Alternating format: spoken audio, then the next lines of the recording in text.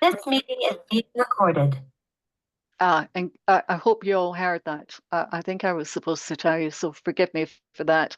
This meeting is being recorded. It will go on to our tiny YouTube channel that we have just started. We will send you all a link, and for a few people who couldn't make it, we're also sending them the link so you can go back to it at any point. The two previous are also on there. We're new at this game, so it's a bit of a homemade movie. We're getting there. It's going to take us a while to make it look professional. So coming back to this, impact investing, a board's perspective. We hear a lot about impact investing, and there's a lot in the press, even more now with the change in government in the UK and also in the US. But here we're looking at it from the board's perspective and what the board needs to think about as they move forward. So let's crack on with this. Just clear these out of the way and move that.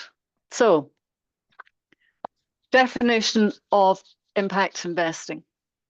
I've gone with the United Nations Development Programme definition, as that is the most generic that we have. I will not read it out to you. You can see it on the screen there. We know that that therefore is settled mainly around the 17 sustainable goals. And you have a picture there showing you those sustainable goals. We are halfway through the cycle for those sustainable goals to be achieved. And for any of you who've been following the press, you will know that COP29 is currently on. And the news that COP29 isn't good. We are not seeing cohesion. We are not seeing teams working together. When we look at the sustainable goals and the track record so far, the 2024 report came out in July. And that's us at the halfway stage of this run through to 2030. Only 17% of the targets were on track, and more than a third had either stalled or regressed. That doesn't give a lot of comfort. So we're hearing the right words from investors, we're hearing the right words from governments about making the right investments, about helping to improve the planet, not actually converting too much. And I'll come on to share some concerns I have about that. We believe in simple language because our job is to make sure that your boards of directors can own what they're doing, understand what they need to deliver, and can get on and deliver that, and that the shareholders get the return that they are expecting to get, and the stakeholders get the response and the return that they have been promised. So if we take out the UNDP definition, it comes down to investments for the good of the planet and everything on it. Can't make it more simple. So before we kick off, let's do a recap on Horus. For those of you who've been with us on part of this journey or have followed any of our newsletters or articles, we have Horus the elephant. Now, Horus the elephant is the ethical elephant, and he represents the board. Irrespective of your jurisdiction, where you are in the world, what your industry sector is, for profit, not for profit, doesn't matter. You can effectively distill down to 5 versions of Horus as Horus grows. And every corporate, every board will fit somewhere within that journey. From the startup, as we've got at the beginning with the baby Horus, working their way through to the startup with backing, details on the screen, then the rapid growth, then stabilization, but that stabilization will come with its own issues, such as M&A, internationalization, getting those cultures to balance and run in the right format, And then the final stage where you're looking at mature multinational companies on whichever stock exchange they happen to be sitting. So when we come back to our question about board perspective, we need to think about it from the terms of which Horace we're talking about, because each has a different part to play in this. So let's consider a board's eye view. Again, we've got Horace having a decent board's eye view. I do apologize. I used to be in my early years a falconer, so I do have a bit of a thing for birds of prey. You comes with the territory.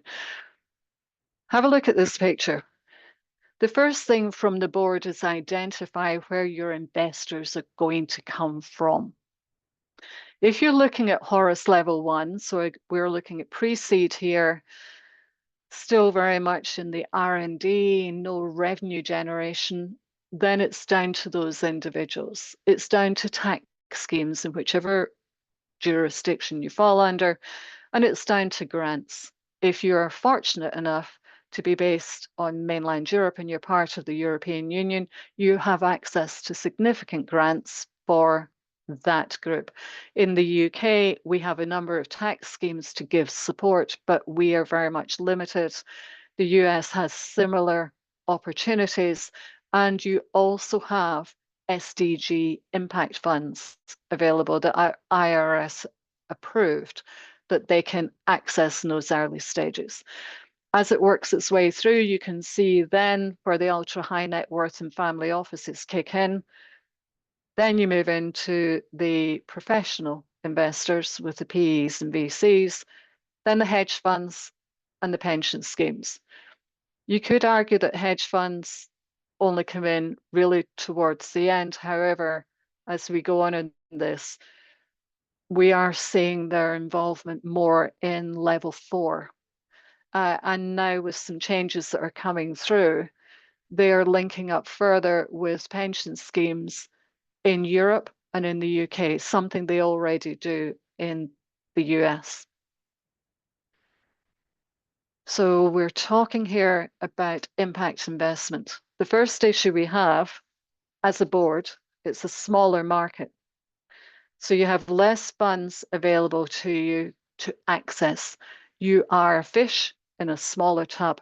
Yes, that tub is valued in the trillions at the moment, but it is a smaller tub. You have restricted in the sense where you can go to raise your money. So therefore, you need to be really upping your game to make sure that your board can go and get that funding.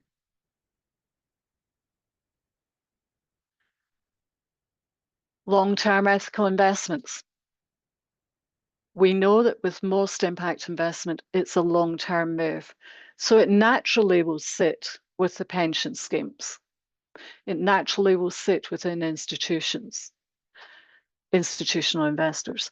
It doesn't sit naturally at the other end of the scale.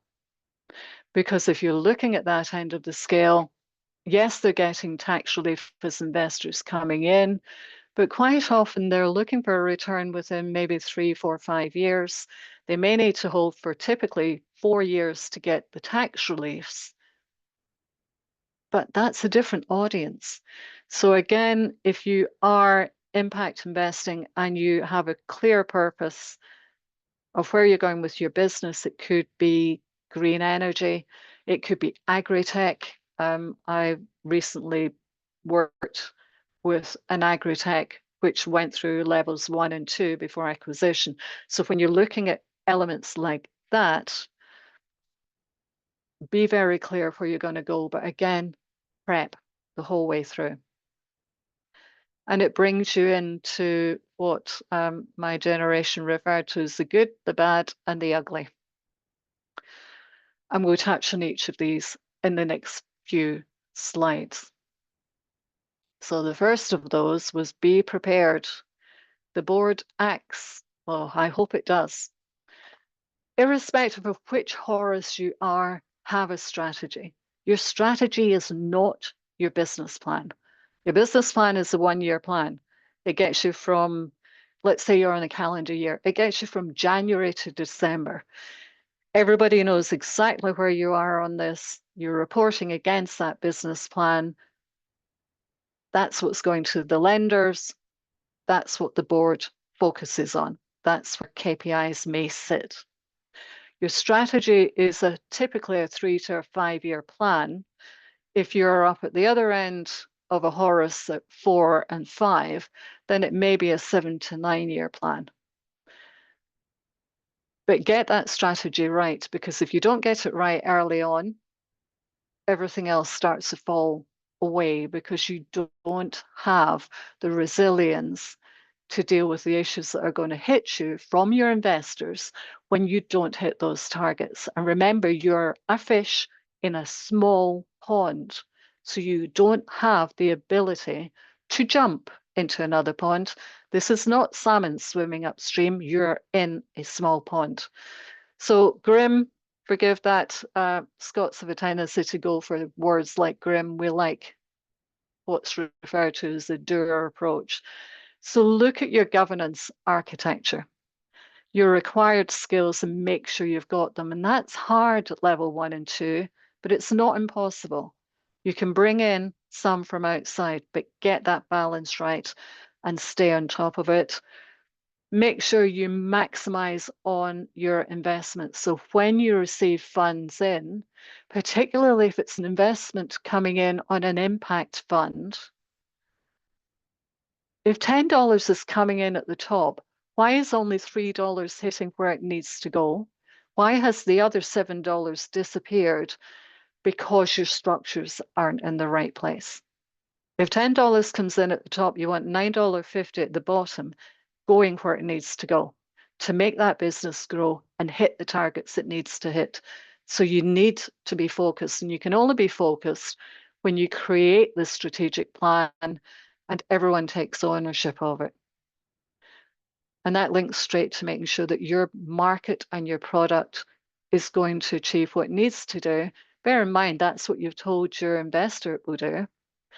You know, if you're looking at things like solar panels, we now have an issue that because of the increase in interest rates that's come through, startups have received major funding to go with solar panels where your return on investment is a long way out, are now being hit with hefty costs early on to pay those loans. They're not geared up for that. That they could have built into their strategic plan. I'm not saying it would have solved the problem, but it would have meant that they were geared up on how to deal with it when it hit them. So market disruption and the board panics. If you have a board that looks like the picture in the top right hand corner, I am so sorry. I have come across a few of those. I think all of us in this call probably have at some point. Strong cup of tea, start again. As part of your build out on your strategic plan, don't forget pestle, as in mortar and pestle. Political, have a good look to see what's going on and whether those are going to impact on where you're going with your business. We will touch on this later and we'll go into some specific examples, but that can seriously knock you out of kilter. And because you have secured funds on impact investment, and again, going back to being a fish in a small pond, you can't afford to lose the confidence of your investors, because if you do, you end up with issues such as shareholder activism, which we will pick up on later. Pick up on economic trends, stay on top of those, monitor for elements such as interest rates. I've just mentioned the solar panel. Again, looking at social, making sure that you're staying awake and aware of what's going on around you. Laws are changing across countries, and we're dealing with corporates here that typically don't remain domestic, and they go international at such an early stage in this process that these are the elements that they can fall over on. So you end up with situations where you may have liabilities in a given country because you have not complied with their rules. Technological speaks for itself. Legal, again, watching out for regulations that are coming through and how you're structured. Even at level 5 of Horace, we're seeing this, and we have seen it recently with a large American multinational IT company that is now subject to a French tax investigation because it was placing a lot of its profit through another European country instead of placing it through its French entity. And environmental, constantly monitoring those changes and ensuring that your practices are up to speed. None of this is rocket science. This is about making it practical in a way that the board can own it, deliver it, and run it through. So touching on the ties that bind us and restrictions. Our board in the top corner are sat within a maze, which makes it difficult for them to move, get in and out, and go to the next place. That's a bit of an issue when you're dealing with a Horus that's at level 2 or 3 or 4, where you've got that rapid growth going through and they have got targets to hit. Consider the international aspects of this. Look at the group corporate structure. If funding is coming in and you're receiving impact investment funding coming in to the group, where in the group do you place that funding? Which entity? Under which jurisdiction? How do you then transfer it between different jurisdictions? Are you going to have issues on transfer pricing, thin capitalization? How do you ensure that the right corporate receives the right funding at the right time to keep you on track with your strategic plan? If you misalign, then you end up with conflict between jurisdictions. And then you start to have additional concerns over where the control of the entity is, how that runs, and how you ensure that you're still fulfilling the duties that you have promised and shaken hands on to your shareholders. Because remember, that's where the money came from. You have a duty of responsibility as a board to deliver this. If anything, when you're looking at entities that have gone in for impact investing, i.e. they have a clear purpose, agritech, etc., as we've spoken about, their duty of care is so much higher than Fred round the corner who started his company to create metal saucepans. And because that duty of care is so much higher, they need to really be on the ball. Also remembering the cultural impact and the rollout of that and its effect on your final return on that investment. On a regulatory front, we've touched on some of this earlier. We're looking at cross-border treatments here, both of profit, of moving funds, of tax treatments, of reporting requirements, and how that sits as a whole. And it's keeping it at a level that doesn't become overly onerous for the stage of maturity that Horace is sat at. You know, if Horace is somewhere between level 2 and level 3, should not be blinded by the level of complexity that comes with regulations that you get at Horace level 5. So it's fitting everything in a way that allows that fluidity so the business can roll forward. And then it's looking at what's around you today and what's happening today. None of this is news to any of you, but let's just touch on a couple of points recently that are leading me down the path of considering that impact investing is getting close to becoming an endangered species. We had BlackRock earlier in 2024 change some of its permissions. I will refer to it as permissions. I am not an investment person, but I will refer to it as permissions to give voting power to investors holding more than 2.8 trillion US dollars.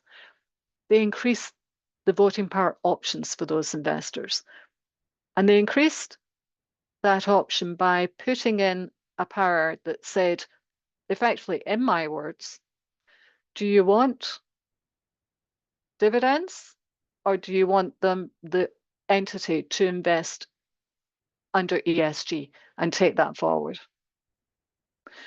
And as of a few days ago, Vanguard has gone the same way. So Vanguard has 4 million people, which is a value of about $250 billion, where again, it's, do you want profits or are we going the ESG route? So we're getting this change coming through. And when you look at what's happening in the UK, when you look at what's happening in North America and across mainland Europe, we will see, I believe we will see more of this, that ESG is not a panacea for all evils. It is not something that will magically fix. We talked at the very beginning about the fact that the United Nations SDGs are not happening. We know what's going on at COP29 as far as we can see so far from the reports coming out. It's not good news. If you are talking to investors that have spent years putting their money into pension schemes, and now it's a case of, well, do you want a dividend or do you want this money to go through and improve ESG and help the planet? And at the same time, that individual is facing higher tax rates and trying to survive. You start to understand why they are changing these rules. There isn't a right and a wrong answer in this, but the more this occurs and the more that we see this move away, and we already know from the US that they are making active changes or planning to make active changes to release some of the legislation around ESG. And then we look at the UK, where our Chancellor has already announced that she's taking steps to change the structure of our public pension schemes, to create a mammoth pension scheme, and also to change the powers of trustees of these pension schemes to enable them to take higher risk and look at other forms of investment. There is a sense of survival kicking through here. So we go back to the beginning of this with board perspective on impact investment. If you are a company and you are in an area such as agri-tech, because that's my favorite, and you're going down the route of agri-tech, you are a fish in a small pond, you're going after these funds, that pond's likely going to get smaller because as the rules become more and more relaxed and the need for dividends becomes more popular, by its very nature, if you want to secure your share of that investment, you need to make sure your board is fit for purpose. We've also got the move going through now, both the US and the EU on tariffs, as we know, on clean tech imports linked to China. However, that has a knock-on effect in both territories on other businesses.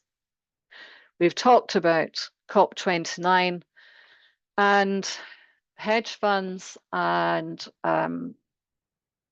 pension schemes, whilst being common in the US, is now occurring here, that we're heading into shareholder activism. So for my non-North American friends, and again, thank you all so much for attending. This means so much to us because we are right at the early days of our new business. And we're pretty new at trying to do presentations and things. So thanks you. And just so I made you here, shareholder activism, just a recap, typically aimed at public listed minority shareholders, and it's a move to get the board to go where you need them to go. And pretty much often driven by frustration. Why? Push for dividends. Maybe the cash reserves are deemed to be too high. It could be corporate raiders. Over the years, there have been some famous corporate raiders out there. One could suggest that perhaps somebody like Carl Icahn fits into that bill. But also the good side of this, to push forward on ESG if it's in the right sector. So coming back again to our good, the bad, and the ugly, yes, it can push corporate value. The bad side is we move into the old corporate raiders, which have been around for longer than I've been alive, and you're stripping out everything you can and leaving what's left. Worst case scenario, there is nothing left. That is a disaster. And when you have massive pension schemes that are one of the main sources of investment for all of these various corporates, and going back to being one of the Horaces and being that board, and you're looking at this market and you think to yourself, okay, so I'm sat on the board, I'm a Horace level 1, so I'm a pre-seed, doesn't apply to me. And you're a Horace level 3, so you're now at Series C funding and you've rapid growth and everything's going great and the professional investors are in, doesn't apply to me. Yeah, well, it kind of does. Because now what we're finding is that the activism is cutting across all of these levels. Bottom line is get your act together right from the start. Make sure your board is skilled, upskilled, and able to deliver what you need. Because in this era, there's nowhere to hide. If they were outside of the impact investment scenario, there are enough of them that there is ability for corporates to hide amongst the reeds, not here. So finally, just as a sign of a successful board, we do love our elephants and we do love Horace. So Horace plays the cembalo. If anyone's ever heard of cembalo, they're very sweet. So your board, irrespective of its stage of maturity, be consistent and accountable. Embed and integrate your culture. That's particularly important when you start going cross-border, adding other countries.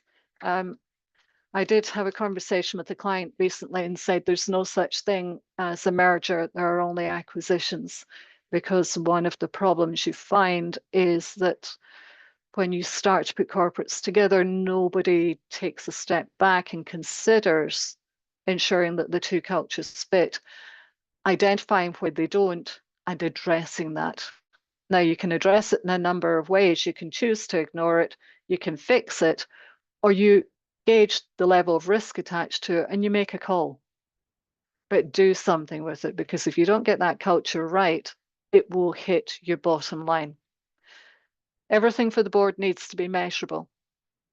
They are more than management.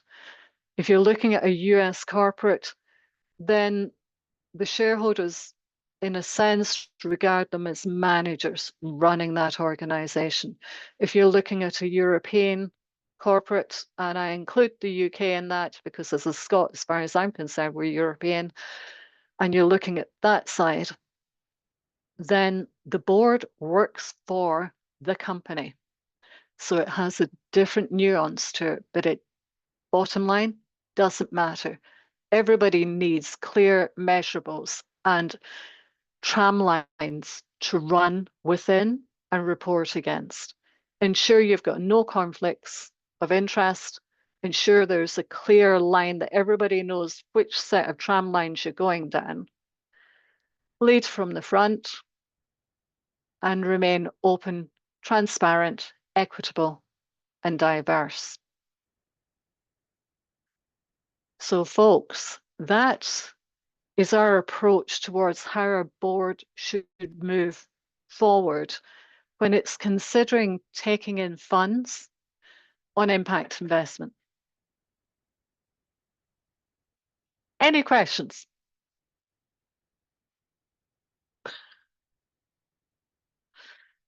Yeah, all quiet. Okay. Well, I tell you what, folks, everything will be online for you, so you can download a copy of this at any point. If you want to talk it through, please feel free to reach out to me, and we will touch base. As I mentioned at the beginning, Sam is my co-founder, John Wells is my chair. The rest of our team are currently out working on clients, so unable to be with us today. Kate, can I ask a question, if I may? Of course you can. Yeah. So I love your presentation and really resonated with me a lot. Especially, I think the insight that you described so succinctly as the raiders of the last ark is how I see it. And in fact, that may be the situation for us. And the way you described it, part of the board's purview of thinking strategically, maybe 3 to 5 years versus the 7 to 9 years. I think probably in the light of the trends that we are seeing in the market, we know where the winds are blowing from, undercurrents, overcurrents, all of those is quite visible. And it is coming fast and hard. And should the board take a longer timeline view, but needs to be very accountable, vigilant, and act as you described. And you clearly pointed out the aspect of culture, and in the last slide you are going through it. I love that framework too that you highlighted. And there is the culture piece, and the diversity and equity piece is under attack. Okay, so if any of you want to do a quick, easy exercise, go to Google Trends and look at culture conflict or culture strain. I've been doing some research around it just to understand, and it has been going on an exponential curve in terms of what those terms around that cluster of terms has been over the years, over a couple of decades, if you look at it. Very interesting insights you can draw from it, which clearly show that we are socially and as well as within corporations under heavy strain culturally. Culture is being stretched left and right. Makes organizations very ineffective, as you all well know. And I think that may be one thing to focus on, to establish from the clients you are advising, and to focus on, because from impact investing perspective, we don't have a lot of lever now, since all the other power positions have been weakened. We have to play chess. Mm-hmm. Because there is a chess game going on now with the raiders of the last ark, if I may say. And maybe that is where the call for action is. The call for action for all of us who feel there is a need to make a double bet, triple bet from our vantage point, for those who believe in these values, those who believe and want to fight for those things. We need to double down on the culture and strengthening the culture. What can we do in our capacity to do that? In all the interactions, clients-wise, organizations, in the way we influence people, in the way we can touch people. And I think that's where maybe the need is. May I jump in here, Kate? Go for it.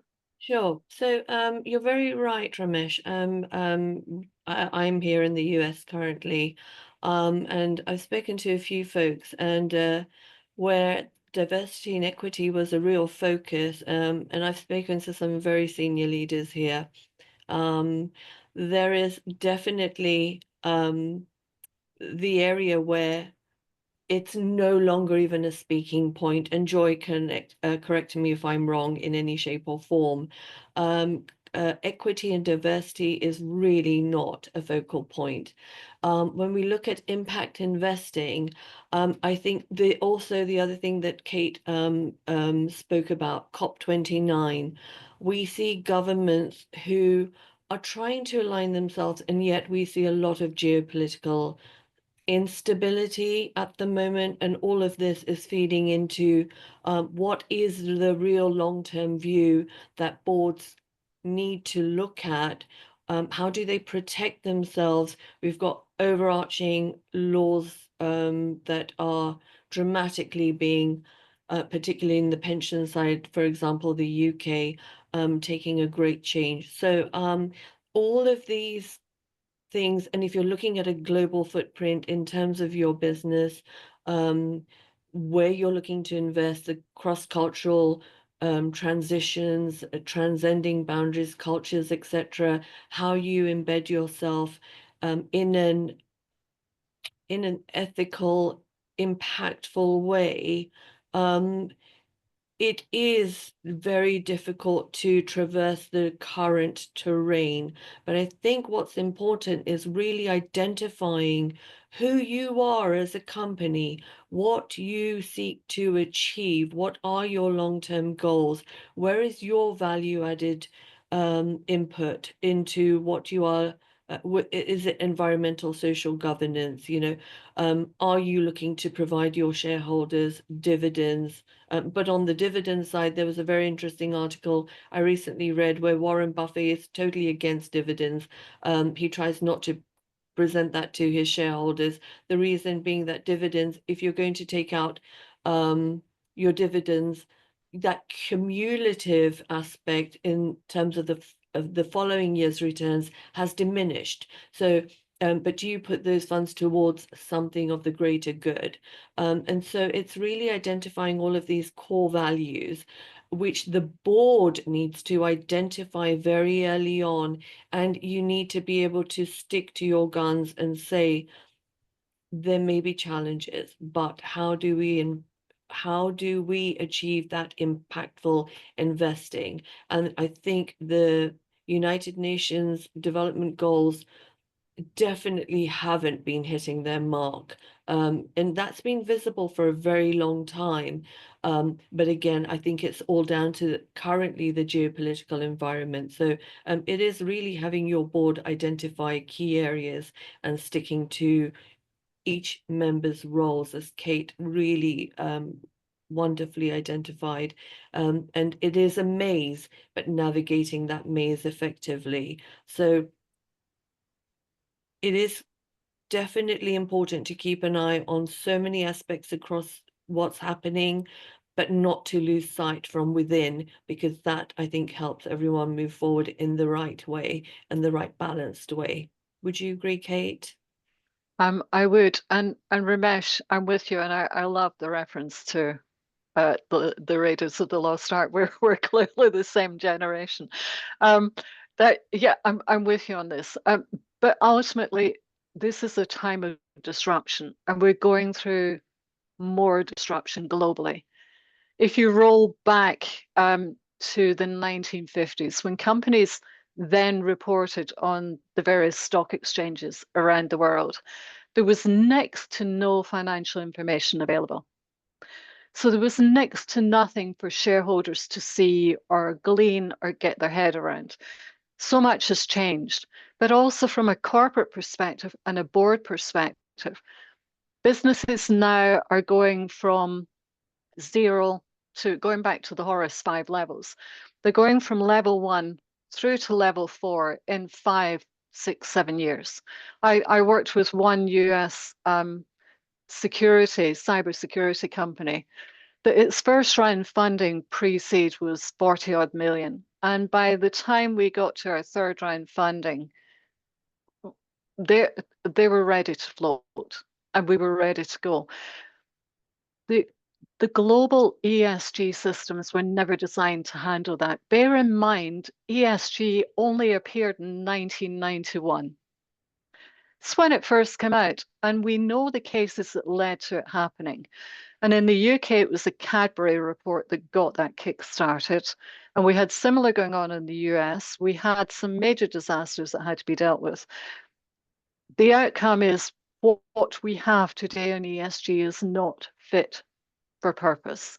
So you have two ways of dealing with this. Well, actually, you have three, but two main ways of dealing with this. You either keep trucking along as you're doing, not going to happen, or you look at the entrepreneurs who are running these organizations and you find a way to make it work ethically, because let's face it, the bottom line here, it's about ethics.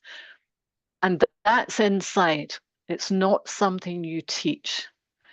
So once you've got that base and you have a firm understanding and everyone is on a given level, when I say everyone, I mean the key board members, then at that point, you can start to build out from the investor side. There is a real need for a new form of fund that almost becomes like a shared center and a proper hub, not the versions we're seeing today. I'm conscious of time. We've got a couple of questions to pick up on. Joan, do you want to ask a question? Yes, thank you, Kate. Welcome. From the, first of all, brilliant presentation. Thank you. Speaking about mergers and acquisitions, specifically in relation to culture, what happens in terms of cultural efforts in the event that the acquisitions are usually, the mergers and acquisitions are done in a manner that an intervention is sought? It could be a regulatory body that just says, hey, come and save this entity almost, yesterday. And there's not enough time for the investor governance to fully, take root. So you're going to find that there'll be the cultural incorporation of the entity that is being taken over. And then you've got to move on at breakneck speed, got system integrations and all the like. So in terms of cultural effort, at what point then do you have the cultural efforts kick in? Is it right at the start, within settling, within the first month, or is it done a year down the road? What's your recommendation around culture efforts in relation to board governance and speedy acquisitions and mergers? It comes in as part of that building out that 3 to 5 year strategic plan. If you are clear where you're going with the business, and depending on which of the Horaces we're looking at, but let's say we're looking at a Horace that is going to carry out a number of acquisitions across different jurisdictions, different countries, different continents. Start your cultural exercise then. Do not wait until you find the entities. Start then. Because if you have already decided, I took my previous company from the bottom of the back garden to 50 odd countries. And the thing with that is I learned how to I skinned my knees a lot, made lots of mistakes, but I learned so much from my clients because my clients were growing their businesses, and that's how I ended up working in all of these places, because they needed to expand to other places. My business went in there and took them in and made it happen. The bottom line here is if you're going to go in, don't arrive thinking it's like home, because it's not. If I take the UK, I'm Scottish. I live in London. The culture between the Scots and the English, completely different. The Scots are very happy when the English lose at the World Cup or football or cricket or whatever it happens to be. We don't follow cricket, but generally, we love it when the French beat them. That's even better news. So it's getting your head around all these different cultures. So don't wait. If your strategy is saying, okay, we have to hit this area of the Middle East and we have to hit this area of Europe, but we don't know whereabouts in Europe, but it's likely to be in one of these, and your in-house counsel and your in-house tax guys are saying, well, actually, don't go to France because of the employment laws, et cetera, et cetera, et cetera, and don't go to Belgium because of the 13 months in the year and et cetera. Let's go to the Netherlands. But they'll come up with a short list of roughly where they're going to be, because the CFO is running all the budgets and he or she needs to be able to work out how much all of this is going to cost. So at that point, you already have a handle on roughly the fact that you're going to go and land in maybe the UK or Ireland, depending what your industry is. You're going to end up maybe in Netherlands, maybe you're going to Australia, et cetera, et cetera. Did a whole load of work in Iraq. And that was a major learning curve for me. But the client knew in advance they were going there. So hit it quick, go for it. All right. Thank you, Kate. You're welcome. Any time, just reach out. Happy to just bounce ideas about. Irina, you had your hand up earlier. Do you have a question?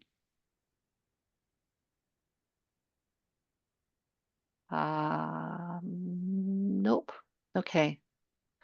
No, thank you. Thank you, Kate, for a brilliant presentation. Just many thanks for inviting, registering me, and having done more than I expected. Thank you.